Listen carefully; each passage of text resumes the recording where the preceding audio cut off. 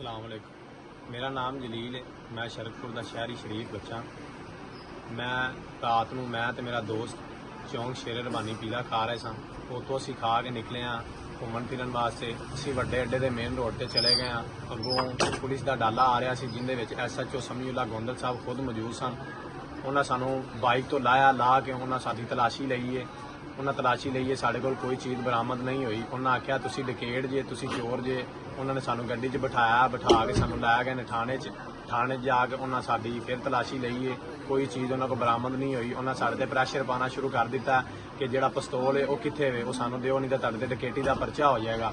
डकैती का परचा कर देंगे असीं तुहाडे ते, नहीं तो सानू पिस्तौल दिओ। साढ़े कोल कोई चीज़ बरामद नहीं हुई। उन्हें साढ़े ते प्रैशर अंडर प्रैशर करने की कोशिश की। उन्हें फिर मैनू आख्या अपने किसी दोस्त नूं कॉल कर तो तेन छड्ड देंगे। मेरा दोस्त आया, मेरे दोस्त ने उन्होंने गल की। मेरे दोस्त ने मैनू आख्या कि वह कह रहे हैं 50,000 रुपया देंगे तो तुहाडी जान छुट जाएगी, नहीं तो तुहानू परचे च अंदर कर दिता जाएगा, तुहाडे ते परचा हो जाएगा डकैती का।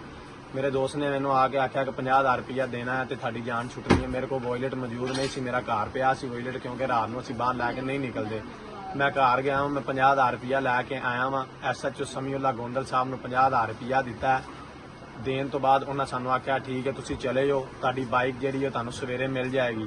मैं सवेरे मिल जाएगी 2,000 रुपया लैके आओगे तो तुहाडी बाइक मिल जाएगी।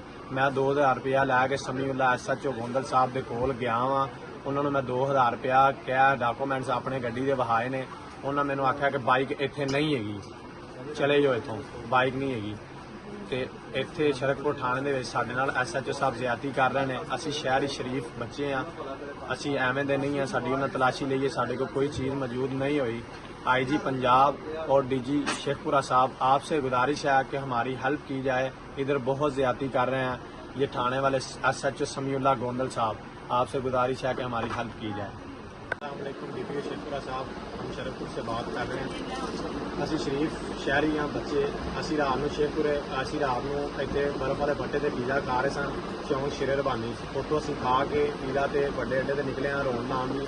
रोन लाना है कि असी रोन ला के घर चले जाएंगे। 11 बजे का टाइम से असी रोन लान गए हाँ, जिंदे विच कि अगों पुलिस का डाला आया, जिंदे विच SHO समीउल्ला गोंदल साहब खुद मौजूद सन। उन्होंने सानू डकया, असी ट्रैक सूट पाए सन। उन्होंने साडी तलाशी लई है। तलाशी लैन के बावजूद उन्होंने को साडी कोई शै बरामद नहीं हुई। समीउल्ला गोंदल साहब सानू बोलते हैं कि तुहानू थाने ले जाके तुहाडी तफ्तीश होएगी। उन्होंने साडी बाइक फड़ी है, सानू गड्डी च बिठाया, सानू थाने लै गए। उत्थे ले जाके सानू कहते हैं कि फिर इन्हों की दोबारा चैकिंग की जाए। उन्हें साडी चैकिंग की है, चैकिंग के बावजूद उन्होंने को कुछ नहीं मिला। असी उत्थे बह गए हैं। उन्हें आख्या जी अपने किसी घरों फोन करो। असी मैं समीउल्ला गोंदल साहब ने आख्या अपने किसी घर बंदे वड्डे नूं फोन कर। मैं अपने दोस्त नूं फोन किया, वह कोल आया। उन्हें आके आख्या कि की गल मुकदी है। उन्हें 50,000 रुपया मंगया। 50,000 रुपया मंगया तो उन्हें आख्या असीं बच्चे छड्ड देंगे, 50,000 रुपया दिओ। उन्होंने को मेरी इजाजत लई है। मैं घर गया मैं पैसे लिया के समीउल्ला मैं पैसे लिया के उस बंदे नूं दिते ने। उन्हें समीउल्ला गोंदल साहब नूं पैसे दिते ने। उन्हें सानू छड्ड दिता रात को। छड्डन तो बाद उन्हें साडी बाइक समीउल्ला गोंदल साहब ने नहीं दी। उन्हें आख्या सुबह तुसी आया जे 2,000 रुपया लैके तो तुहानू बाइक मिल जाएगी। मैं सुबह उठिया मैं 10 बजे उन्होंने टाइम दिता ही। मैं 10 बजे गया मैं समीउल्ला गोंदल साहब के कोल। उन्होंने मैनू आख्या अपनी बाइक के कागज विखा। मैं WhatsApp डॉकूमेंट कागज विखाए ने। 2,000 रुपया भी लैके गया समीउल्ला गोंदल साहब को, मगर उन्होंने मेरी बाइक वापस नहीं की। जी कि बाइक मेरी थाने दे विच खड़ी भी नहीं सी। उन्हों का कोई बंदा है जिहड़ा यूज़ कर रहा है। पता चलिया कि वह शेखपुरे फाइल जमा करवान गया है। फिलहाल DPO साहब गुजारिश है कि साडी हेल्प की जाए। असी शरीफ शहरी हाँ, साडे च कोई इवें दा किसी किस्म का ऐप नहीं गा। साडा ID कार्ड है, मेरा ID कार्ड से भी कोई चीज़ चैक करनी होवे तो मैं करवा सकना। लिहाजा मेहरबानी है। अस्सलाम वालेकुम।